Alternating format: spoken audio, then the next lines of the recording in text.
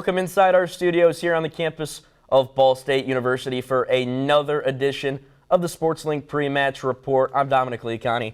That's Griffin Leonard. There you got a taste of yesterday's matchup between Loyola Chicago and Ball State, number 11 and number 15 going at it. But Griff, tonight we've got a good one. Penn State and Ball State have not faced each other since the 2020 season. Penn State sitting at number 8 right now. They're riding high.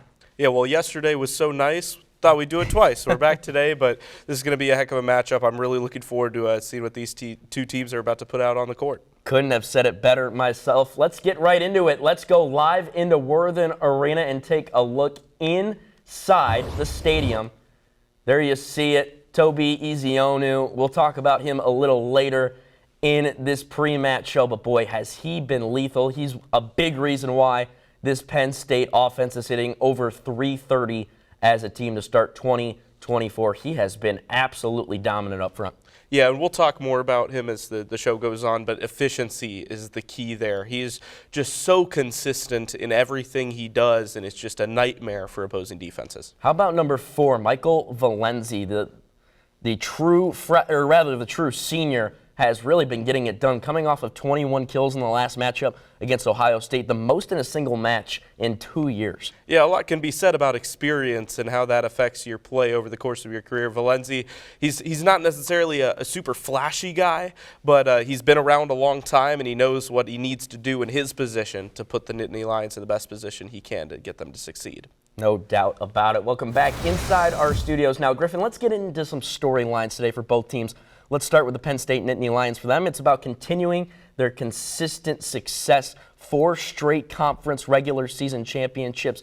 They've been rolling, and especially when you're coming off 2 straight victories against number 1. That's huge. Yeah, well, it's all about consistent success, right? And for the Nittany Lions, who Mark Pavlik's put together a great program, 30 years of excellence, and it's just one of those things where he's just established this program of consistency and of just excellence, and there's really not a whole lot bad to say about it. He's done an excellent job. Well, for the Ball State Cardinals, Ball State trying to set a new attendance record for men's volleyball at Worthen Arena tonight. A red out, a couple of nice promotions. The crowd's really going to be a factor. Worthen's going to be buzzing. Yeah, well, Worthen's had some pretty good crowds for men's and women's basketball, but we've yet to see the Cardinals really pack the nest for men's volleyball. Tonight's that opportunity. I've seen the monitors. It's filling up a little bit, so I'm excited to see what the final numbers are. No doubt about it. Yesterday's matchup between the Loyola Ramblers and the Ball State Cardinals was nothing short of electric. Griffin, Loyola taking set 1, and then the Cardinals after that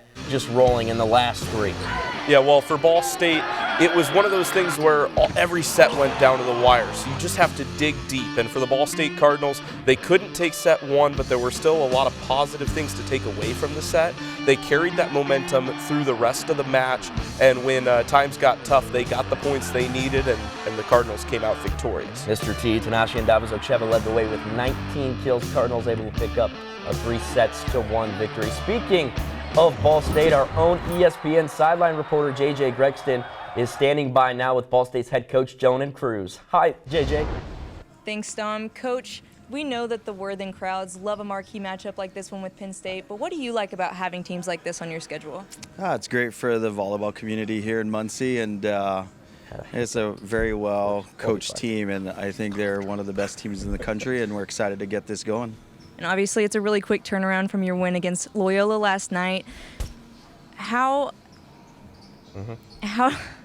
do these kind of matchups kind of help prepare you, and how do you prep for such a close turnaround? Yeah, leading up to the schedule, we kind of know these are going to be the quick ones for us in terms of turnaround for Scout. And it's just kind of part of the nature of our sport. You don't got a ton of time to prepare on these kind of days, so you really just got to fly in with what you know. And, we just expect a really competitive match, and I think this is going to be a good one for us. All right, thank you, Coach. Back to you guys in the studio.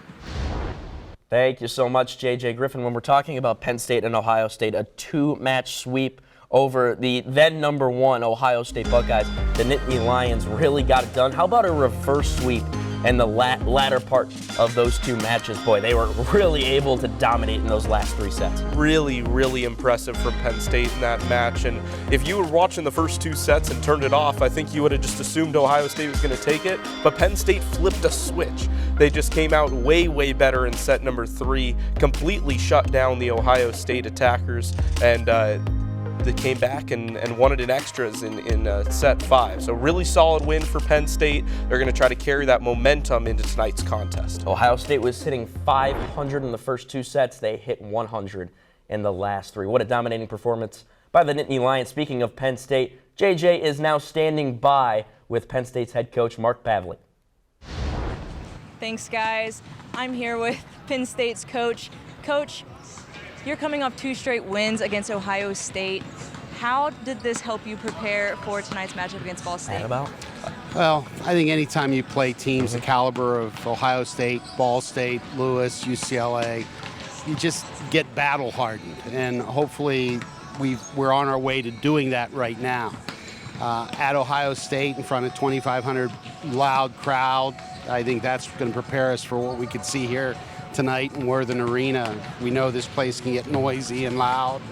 They love their Cardinals, so we just got to be able to battle through from point 1 to however long it's going to take. And this is your 5th straight match against a top 15 ranked opponent. How does that help you prepare for later on in conference play and the postseason? Well, you know, I think anytime, like I said, you play the teams that we have scheduled and they're in the top 20, that's the teams you're going to want to play late in the season, and you're going to want to win those too. So you might as well start out with them and see what you can do. All right, thank you, Coach. Back to you guys again. Thank you so much, JJ. Yeah, Mark Pavlik has certainly set the standard for Division I coaching for men's volleyball. 29 straight winning seasons. Speaking of setting the standard, you want more exclusive content, all access with Ball State's men's volleyball team? Hey, we've got you covered. Episode 1 is out now of Setting the Standard. Episode 2 in the works. Here's a sneak peek. How you doing, man? Game day, bro. We'd like to talk about there's 3 outside for the play.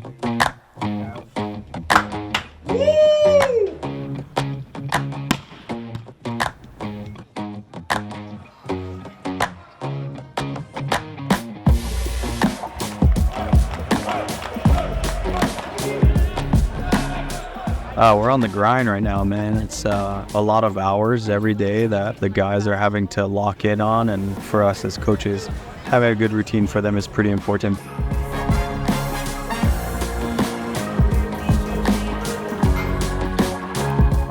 We got one more here and then a couple days of rest, and then we get on a plane on Wednesday. So it's all about sustaining a high level of focus through a season, and we know that we got some veterans that understand how that goes.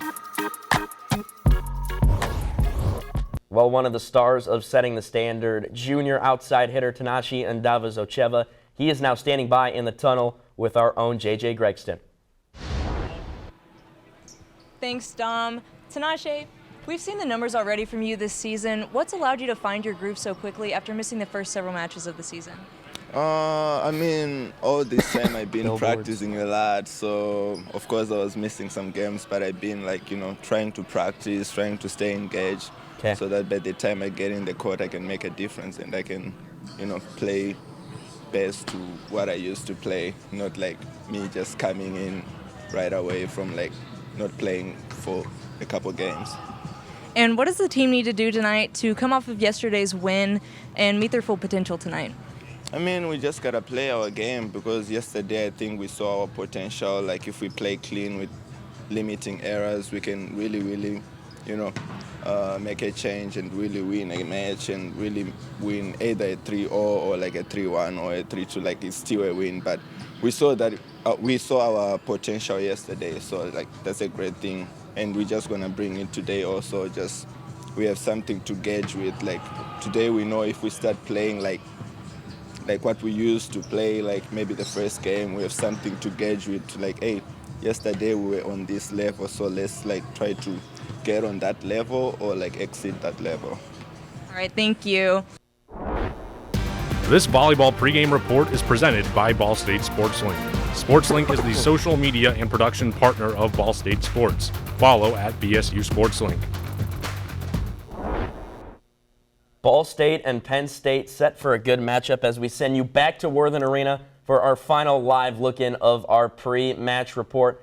There you take a look on the court. There is 30th now year head coach Mark Pavlik for the Penn State Nittany Lions. Boy, he has been dominant. 4 consecutive EIVA regular season championships, a 2008 national champion as well. He has been phenomenal. There is third-year head coach Donan Cruz for the Ball State Cardinals. This is going to be a matchup of veterans versus rookies per se, but Donan Cruz has done a phenomenal job already in his third year as Ball State's head coach. We welcome you now back inside the studio. Griffin, let's get to our players to watch this evening, and let's start with Penn State. Toby Ezinioyu has been absolutely incredible, leading the country in hitting percentage right now. He's been lights out up the middle. Yeah, so efficient.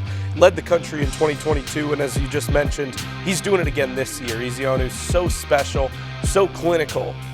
He's just a disaster for opposing defenses throughout the season. Well, for the Ball State Cardinals, the freshman setter, Lucas Machado, has really made an impact. Boy, I tell you what, there was a huge void to be filled with the departure of 2 big setters from last year's squad. Donan Cruz has found his guy. It's been paying dividends. Back-to-back 45-plus assist nights for Machado. Yeah, Ball State's been so lucky at the setter category, but needing to fill a hole this year, and Machado has stepped so seamlessly into this Cardinal team as a freshman. He's got not just the ability to deliver quality sets to his teammates, but he's got a little bit of a spike on him too. Makes him really difficult to read, and he's done a great job commanding this Ball State offense, even as a true freshman. Let's get to our keys to the match now, and for Penn State, Griff, very similar to what we saw from Loyola Chicago last night. It's all about the middle.